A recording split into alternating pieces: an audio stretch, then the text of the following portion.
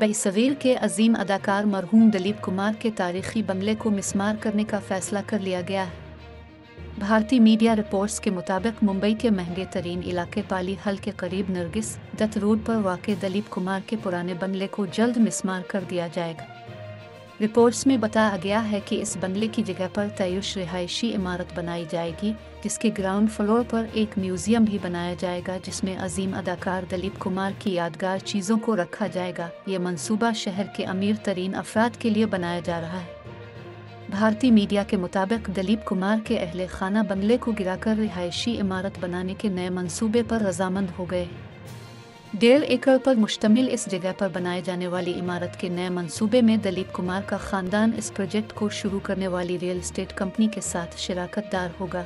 ये मंसूबा 2027 तक पाया तकमील तक पहुंचेगा। रिपोर्ट्स के मुताबिक इस रिहायशी प्रोजेक्ट से 900 करोड़ रुपए तक आमदनी इकट्ठी होगी।